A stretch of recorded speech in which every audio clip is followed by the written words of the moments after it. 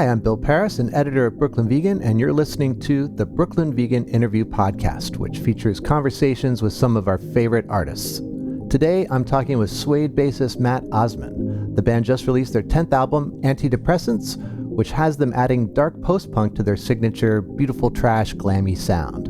Matt and I talked about Suede's longevity, the care they've put into every record, especially since reforming in 2010, the album's post-punk sound, and his own goth roots. We also discussed Matt's second career as an author and his brother Richard Osman, who is behind the very popular Thursday Murder Club book series. Plus, 5 records he thinks everyone should own, the chances Suede might tour America again, and more. I really enjoyed talking to Matt, and I hope you will too. Here's my conversation with Suede's Mat Osman.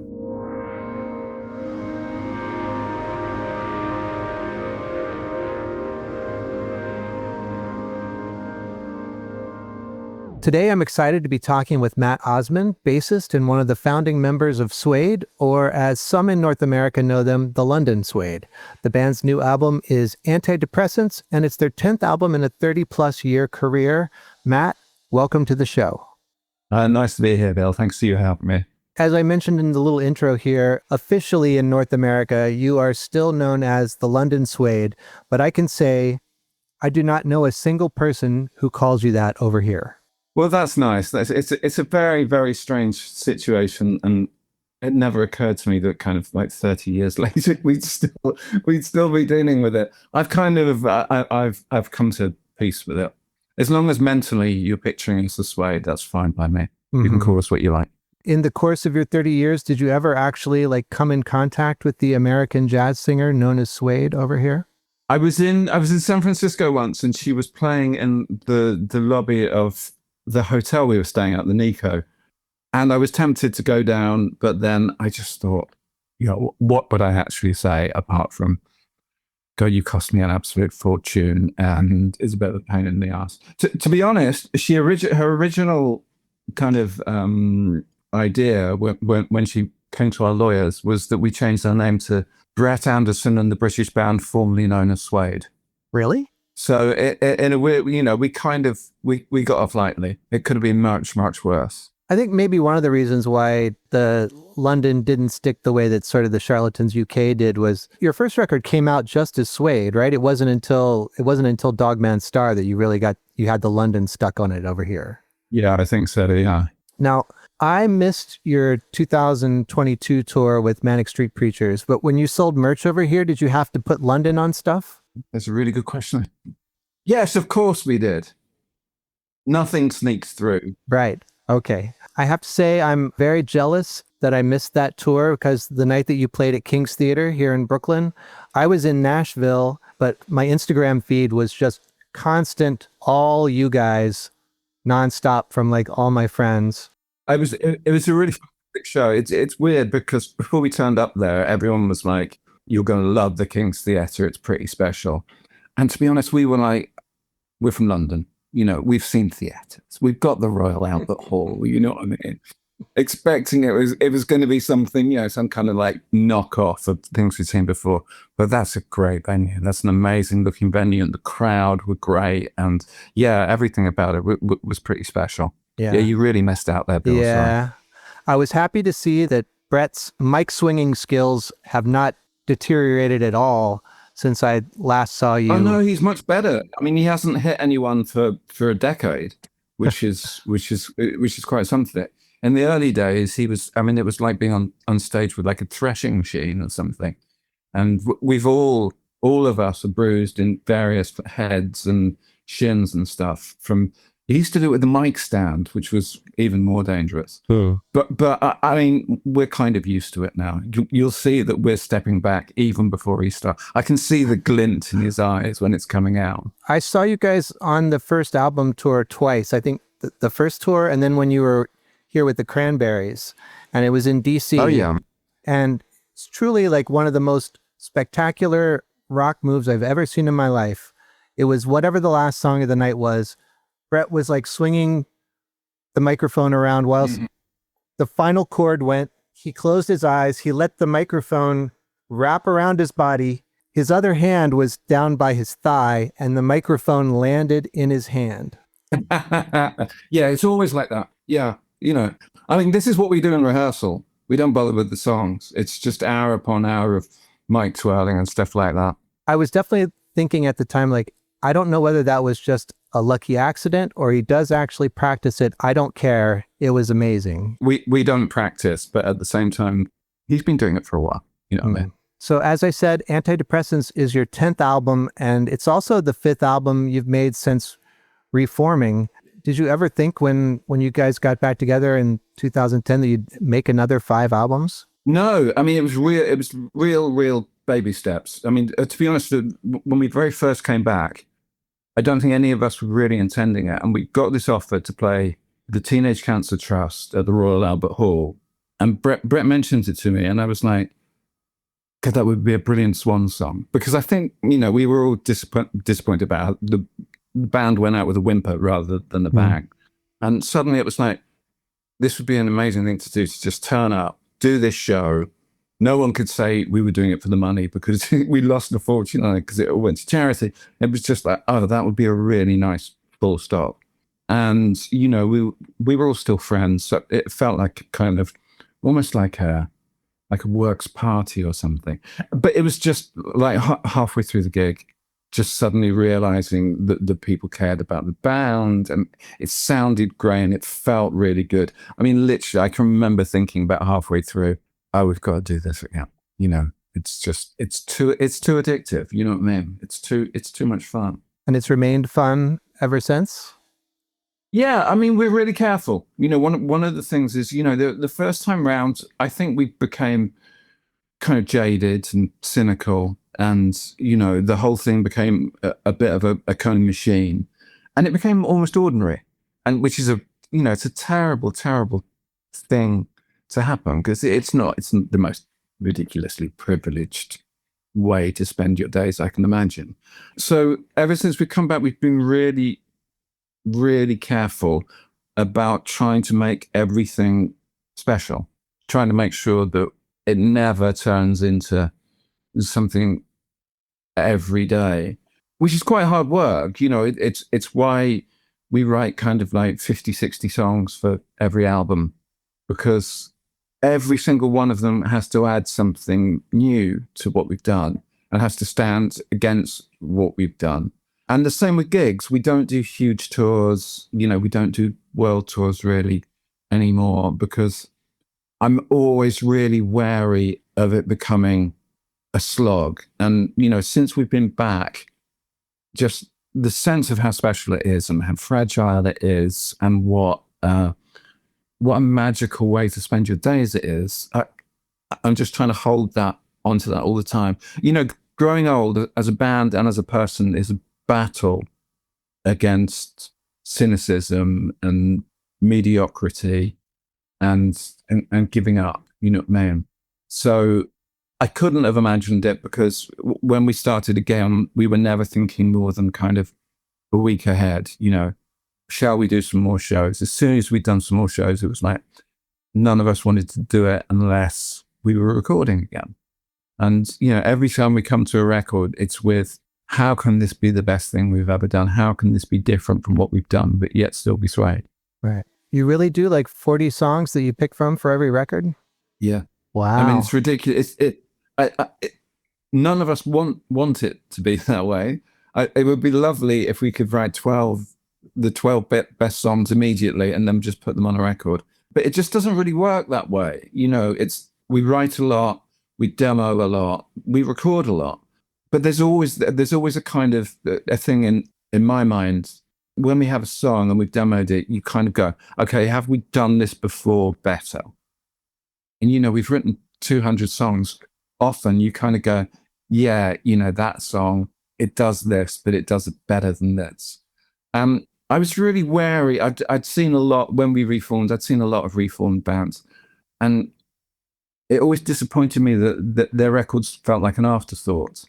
You know what I mean? I think they just, they want to tour or something. Right, we'll go into the studio, we'll get 12 songs together and we'll make a record. And it was always really disappointing that those records feel like a t-shirt or something. They're a souvenir of the band.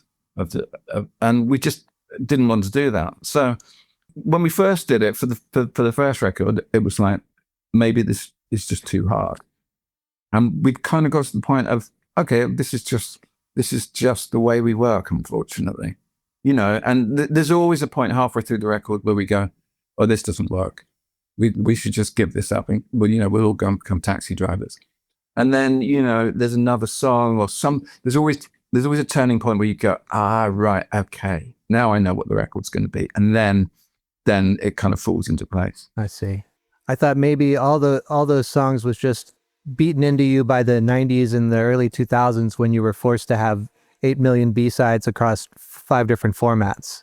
Yeah, I know. I was looking at that recently, actually, and just thinking. And there was that thing that it's kind of like, when we did the first single, it was like, okay, well, we need a B-side.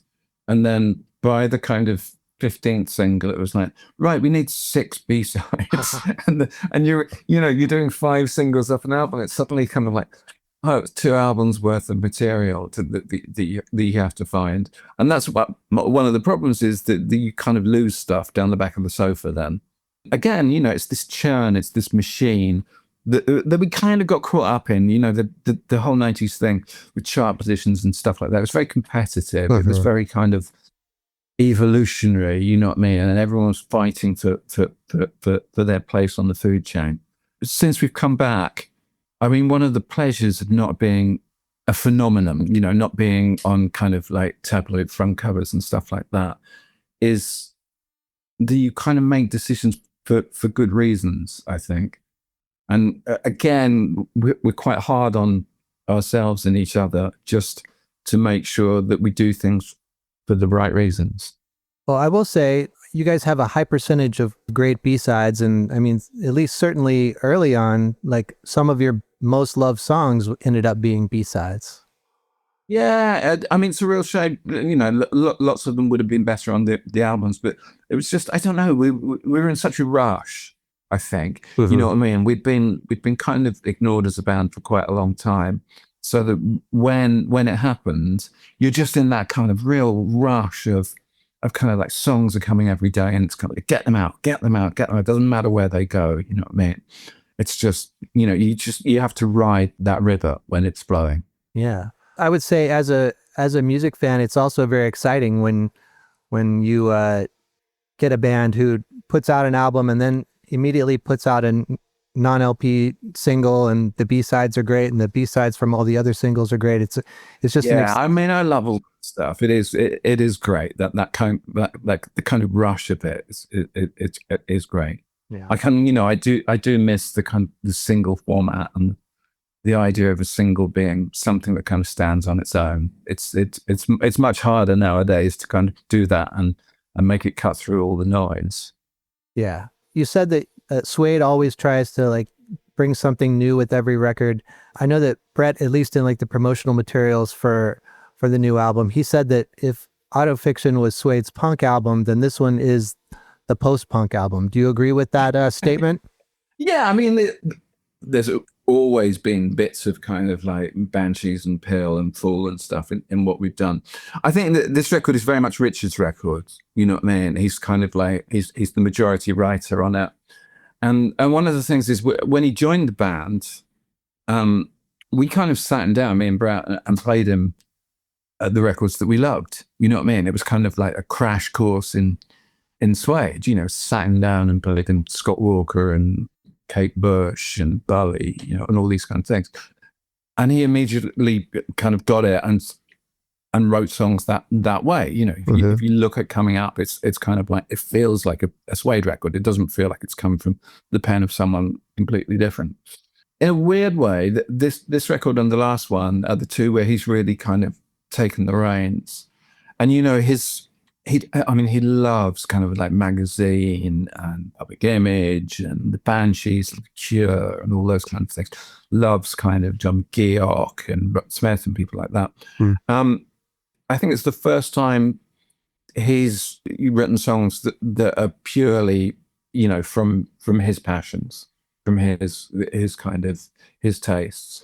And the weird thing is, of course, that me and Brett grew up with lots of those records. I saw the Banshees and Echo and the Bunnymen and the Cult and all these people. Right. Me and Brett went down to Brighton and saw all of these bands, the bands that we absolutely loved when we were growing up. So it's weirdly for kind of like, I don't know, 40-year-old records, they feel really fresh to me, and they feel very teenage to me. Whenever I hear those kind of sounds, it does take me back to something quite primal and quite passionate and not particularly cerebral.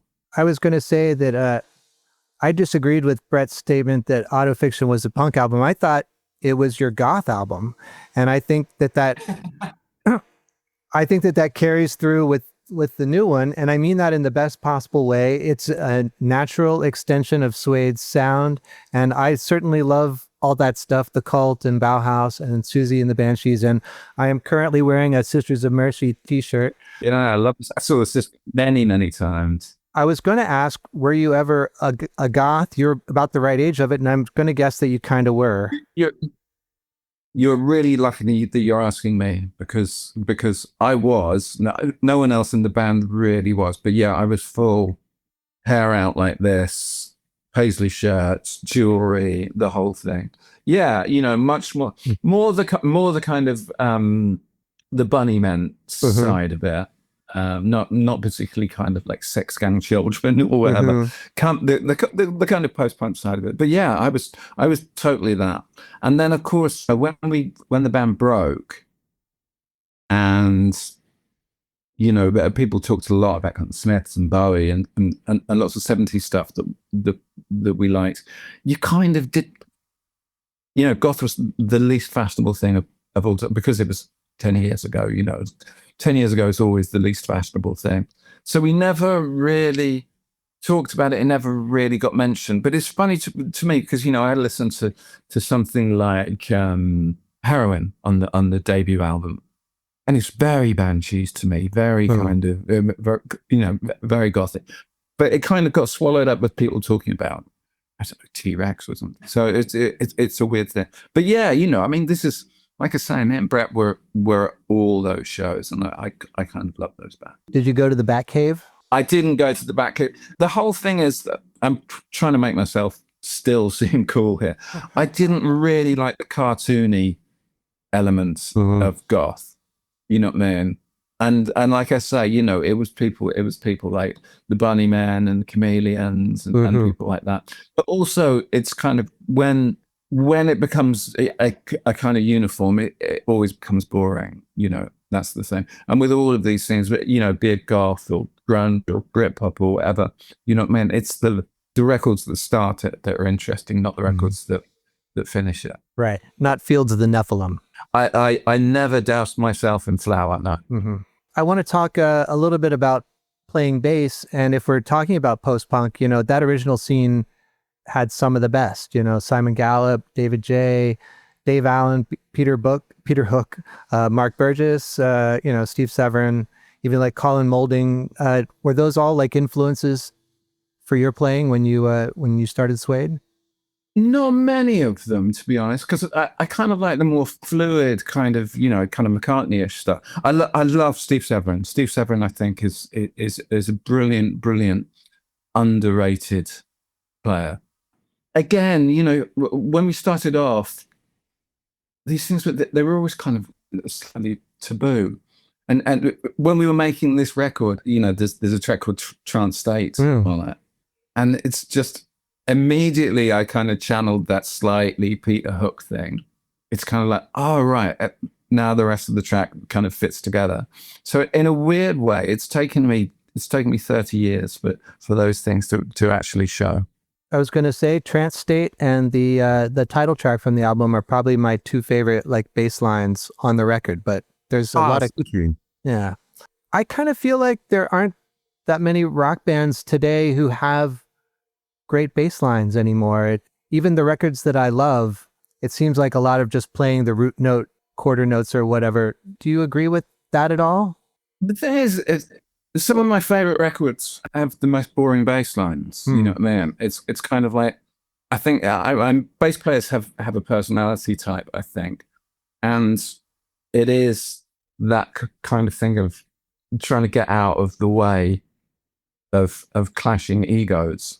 You know what I mean? So I mean, there's lots of records I really, really love where the bass just plays roots. You know what I mean? Yeah, I mean, look at Jesus and Mary Chain. I mean, those records sound absolutely brilliant. Or the Ramones. You know what I mean? It's a case of, knowing when to shut up, which I've probably been guilty of not being very good at. Do you have a approach to bass in the band Suede? Well, nowadays, I mean, Richard writes a lot of the stuff. He's one of the rare frustrated bass players in the guitar world. He absolutely loves playing bass. So Antidepressants, which you were talking about, that liking the sound of, he wrote that on like a baritone, like a Fender 6. So it's a guitarist's bass line. I never would have come up with, it's chordal and it's kind of weirdly, it's really atonal. It's so him. It's great. I mean, but again, I think as a bass player, I quite like it when I have to play something that fits in.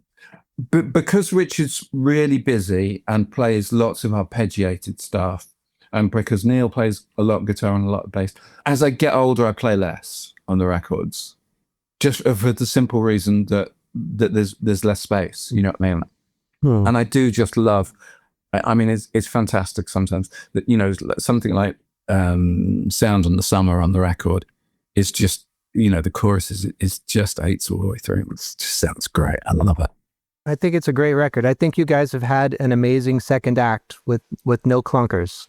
Yeah, I mean, it's it's hard work. I think it's because we split up. I do think our entire attitude and kind of work ethic about these things is because we know it could disappear again tomorrow. When you're a kid and you get your heart broken for the first time, it's like you knew it could happen, but you have to go through it to kind of understand what it feels like. And I'm still really aware of the fact that every time that we make a record, that it might be the last one. You know what I mean? And that everything you put down it's down there forever.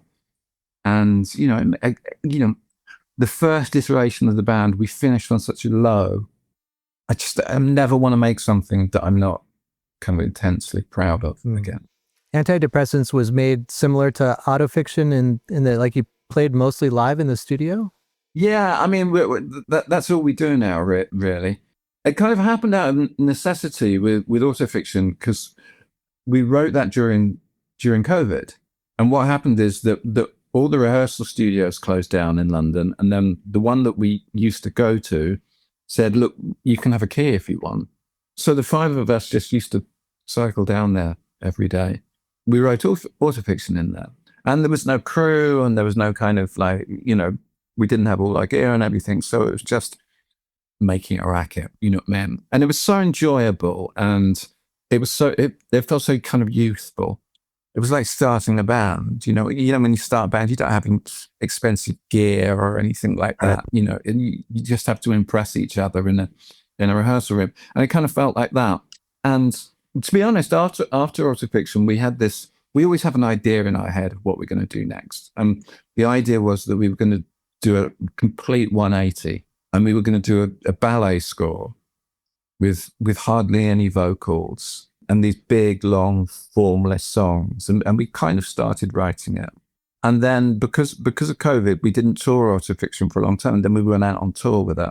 I don't know, it was one of the best experiences of touring I've ever had. There was just the combination of a record that had that kind of like feral energy to it, and people being desperate for kind of live music and for the catharsis of gigs. It was just one of my favorite tours in 30 years of doing this. And I think we all thought, okay, there's more to be mined here. You know what I mean? It's this weird kind of feedback loop. So we made a record really live. So when we played it live, it sounded really good. So when we were writing then, we were writing stuff that we knew would sound good live. And, it just goes back and forth. And then, with that tour we did with the Manics, we toured in Britain as well. And it was interesting because we hadn't played kind of arenas and stuff for a long time. We were playing these big gigs. We were playing Edinburgh Castle and things like that. These big kind of celebratory outdoor gigs. And it was really interesting, you know, playing to big crowds again and playing to the Mannix audience, who are this, you know, the incredible, passionate audience, you know, and seeing what worked and what didn't. And I think there was just a sense of, okay, Autofiction was made for a small room. It's kind of like, what if we were to do that for something larger, for something more widescreen? And we started playing, you know, we played Antidepressants, the title track. We started playing that on the Mannix show. And it was just because we knew people would just catch on to it really quickly. And it was amazing, you know, by the third chorus, everyone's singing along. And that's, you know, that's such a hairs on the back of the neck moment. So all our plans to revert to arty Suede were kind of thrown away. And we started writing kind of like scruffy little rock records again. To celebrate the album, you've got like a 4-show residency at the South Bank Center. That seems pretty cool, including your first ever show. Speaking of ballet, you're playing a show like with a full orchestra, right? We're playing a song, with the Para Orchestra. We're doing an orchestral show. We're doing an acoustic show with some stuff totally acoustic, like off mic, and we're doing 2 kind of big rock shows, and we're also we're going to do a kind of stageless gig of the new record in the lobby there. We're always trying to break down kind of stages and barriers, and I can't hate those gigs where you've got these barriers and big gaps and the audience is there. I love it when, you know, the sweat's flying. So we're going to try and do a gig with barely any stage and kind of just do the new record. But as I get older, I'm more and more interested in kind of stripping away some of the mystique of it, because when you start off, you want to be kind of like mysterious, and you think that's where the magic of live music comes from. Everyone being really impressed and stuff. But when we were touring Autofiction, some of my favorite moments where it got really quiet and Brett would literally sit on the edge of the stage or go into the audience. There were moments where he'd be in the audience with his microphone singing back to the band, and it just, I don't know, it felt so kind of special and so celebratory and so communal in a time that it feels like there are fewer and fewer communal experiences. You know, one of the big themes of the record is kind of disconnection, this weird feeling that everyone has, that we've never been technically more connected than we are now, but it kind of falls at the last hurdle. You know, you don't actually connect with people. You just, you know, you're a screen away from them. And, you know, live music is, I think, is an antidote to that. It lets you kind of let yourself go. It lets you throw yourself around. It lets you sweat and swear and sing and do all those things that, you know, you're not supposed to do as adults. So yeah, that's the idea of one of the other shows. It's quite an undertaking, the South Bank thing. I mean, we've rehearsed about 70 songs. Okay. Wow. And there's stuff from pre the 90s. There's a song that me and Brett wrote many years ago, and there's stuff that we did this year. So it's kind of like there's a lot of scope. That's all I say. This year, there's been so many kind of like big nostalgic shows in Britain, which I'm fine with. You know what I mean? I haven't heard about this. Tell me more. Yeah, exactly. And you know, what we wanted to do was something that was the exact opposite of that, where we played loads of different songs, and that they didn't sound like the record, and they were, you know, kind of like interesting ways of doing it, and that they were dramatic and they were quiet and they were connective, all those kind of things. So yeah, I'm slightly terrified of it. I mean, normally when you make a new record, we normally rehearse for like 4 days before we go on tour, because it's 12 new songs and the songs that you played before. So there's nothing to do. But this time, yeah, it's kind of, we've been rehearsing and kind of winnowing and like trying new arrangements and stuff like that. Right. You mentioned there's been a lot of like nostalgia things recently, and we just got to say Britpop is having a moment again. And I know you guys never like being a part of that, but you got to say that Select album, that Select magazine cover where Brett is like in front of the Union Jack. That's kind of Britpop ground zero. Oasis and Pulp are back in action. Blur were back a couple years ago. What do you make of all this? Look, it's not what we're doing. You know what I mean? It's we concentrate very much on what's coming next, what we've done recently. You know, like I say, when we first came back, the first thing we did after we did a series of shows, and it was like kind of like 4 or 5 shows, was like book some studio time, because if we're going to keep doing this, then we have to be doing new stuff. But it's been lovely to see the crowds. It's interesting. I know loads of people who've been to the Oasis gigs and the Pulp gigs, and the one thing that they've said is it's as much fun watching the crowd as it is watching the band. Again, just the power of live music and of songs that everyone knows and that are tied up in people's lives. It's kind of an incredible thing. So, good luck to them. It's not what we're doing. Well, I will say Pulp is also back with a new record, which is quite good, I think. A new record, yeah, which is cool. So you haven't gone to see either Pulp or Suede Pulp or Oasis? I haven't. I'd happily go and see Pulp, and I watched them. I watched them at Glastonbury and stuff. But yeah, no, it's not. It's that experience is not really what I'm after at the moment. Pivoting a little bit, you've got another career as an author. Yeah. You've released 2 books so far, and I think you got a third one. And also, I mean, you're from a family of authors. Your brother Richard is a quite successful one in amongst other things. Multi-million selling, yeah. Both of your first book came out the same year. Is that right? Yeah. To be honest, it was a really strange thing. I was talking to him by text, and he said, "Oh, by the way, I'm writing a novel," and this was out of the blue. And I was kind of 2/3 of the way through mine at the same time. And I kind of texted back, "So am I." And it was this really, we'd never spoken about it or anything. But I did know, I read his very early, and I was like, fuck, I have to get mine out first, because this is going to get so much attention. So yeah, mine came out just before his. Yeah. Right. So I always have that. Right. So your first one, The Ruins, was sort of a murder mystery, and The Ghost Theater was like set in an alternative history, Elizabethan London. And I read that your third one is about a tech billionaire and his staff trapped in a bunker after the apocalypse. Is that still what this one is? That's exactly what it's about. Yeah, it's kind of like, it's like Lord of the Flies meets White Lotus or something.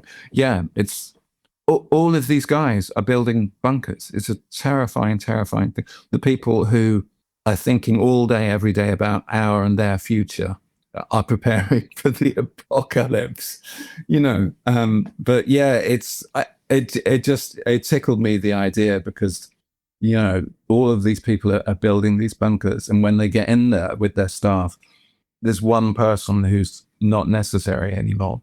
And that's the billionaire. He's the one person who can't do anything. The chefs and the security guards and everything else, they'll be needed in the wastelands, but Elon Musk won't be. Mm-hmm. Are you done with it? I am. Yeah. It's finished. It's with my publishers at the moment. For a release date possibly next year, or I doubt it. I think it'll probably be 2027. I mean, one of the things that I love about music is it's so quick compared with literature. You know what I mean? I love the fact that with music that you can write something one day, record it the next, and if you want, you can put it online the day after that, and it's out there. There's something I love the immediacy of it. Yeah, the publishing world takes a lot longer to do anything. Oh, okay. Do you think that Suede might come back to North America? I feel like I heard Brett saying at the time of the last tour that this might be the last time we ever see you guys over here. It's kind of hard. We all really enjoyed the tour. There was something special feeling about the gigs, because we haven't been there for nearly 30 years, and that's something that we're always looking for, is that sense, I think, of specialness and of, kind of like, you can't miss this. But at the same time, I think the bands that do really well in America are the ones that slug it out, you know what I mean? Mm-hmm. That do 40 dates or 50 dates. And I don't want to do that kind of touring anymore. And over the last couple of years, it's so weird. Places like China and places like Chile and Malaysia, which just suddenly really big there. And it's so fascinating to me to go to those. But I think because the band was always spoken of as this very English, very kind of London based, there was always this thing of, the rest of the world will never get it.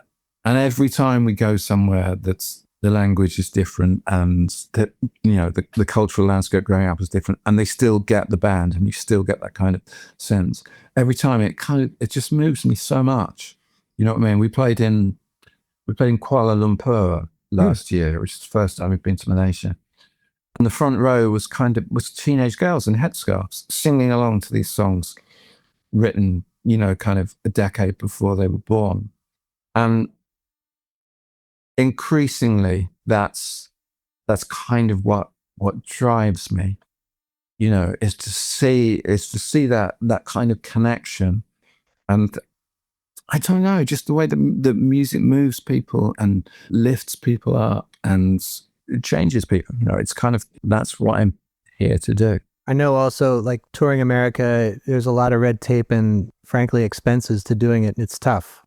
Yeah, I mean, it's kind of hard work, and it's not a hobby, it's kind of like, it was lovely to come back and do it, but it would have been much easier to tour Asia again, where kind of, we played bigger places. And also one of the things about it, especially Asia, is it's a really young audience. It's these people who've discovered Suede God knows how. You know what I mean? Especially when you look at, kind of like China and places like that. And again, there's something so lovely about that. The people who've kind of come to you, discovered you, you know what I mean? And I felt that with quite a lot of the American shows, it was people who'd seen us the first time round.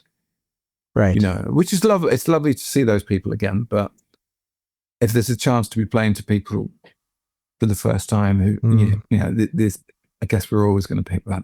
Oh, okay. And we're lazy, you know what I mean? I mean, I don't like doing more than 5 or 6 dates. That's my idea of a tour. Well, I hope you do come back over. Otherwise, I'll have to make a trip at some point. I think that's about all I got for you, except try to end our interviews with a off the top of your head question. Can you give us 5 albums that you think everybody should own? Oh my God. Don't overthink it. Yeah, but it's impossible not to kind of overthink it, is it? I guess Ocean Rain by Echo and the Bunnymen. Maybe the compilation, the Island Life compilation of Grace Jones tracks, because otherwise I have to include like 2 or 3 of her albums. But that the Island Life Grace Jones compilation is just, though maybe Nightclubbing, just because it's got the greatest cover of all time. Okay, I'm going to change that. Okay, Ocean Rain, Nightclubbing. Let's throw in something that people won't know, which is great. What about La Dusseldorf by La Dusseldorf, which is the best krautrock record, bar none. It's just in the point between kind of krautrock and punk. It's one of my favorite records. 2 more that I just think everyone should. What about Avalon by Roxy Music? Great choice. Because when I kind of started listening to music, I loved the arty side of Roxy Music, and thought the later kind of smooth adult stuff was kind of ridiculous. And now I'm kind of almost the other way around. And let's say Never Mind the Bollocks by the Sex Pistols. I think it's just the most perfect 1 disc album there's ever been. So those are my 5. All right. I think those are all great choices. And I would also argue that Grace Jones's Island Life is an amazing album cover as well. It is. But nightclubbing is just, I don't know. There's something. We'll just include every single record that Grace Jones made with Sly and Robbie. Let's say that. Let's say a mixtape of everything she did with Sly and Robbie. I just saw Grace Jones for the first time ever 2 months ago. She played at Prospect Park in Brooklyn, and it was so good. She's still amazing, right? Yeah. Incredible. It's kind of, nothing about it feels fun then at all. Her band, I think a band, right. It was a wild show. That's like, she was a much wilder performer than I was really expecting, you know? Yeah, she's in her 70s. Yeah. We were rehearsing next door to her about a month ago, and she has a roadie just for her hula hoops. Did she do the hula hooping thing? She did the hula hoops, yep. Yeah, there's a guy, and literally he's just standing there while the band rehearsing with the hula hoops ready to hand them. It's I mean, that's the job I want. That's showbiz right now. All right, and I think that is a perfect place to end it. Matt, congratulations on the new record. Good luck with the South Bank shows, and thanks again for being on the show. Thank you, Bill. That was a real pleasure. Fantastic. Thank you.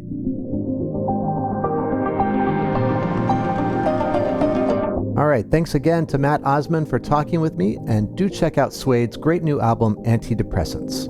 Meanwhile, you should also check out our other podcast, BV Weekly, where my coworkers Dave and Andrew discuss the week's hot button music news, the latest releases, and more. You can also follow us on social media, and if you liked this episode, be sure to like, subscribe, write us a review, give us 5 stars, and tell your friends about it. These things all really do help us out. Big thanks to our mix engineer Nick Gray and Michael Silverstein for the theme music. I'm Bill Pearis. Thanks for listening.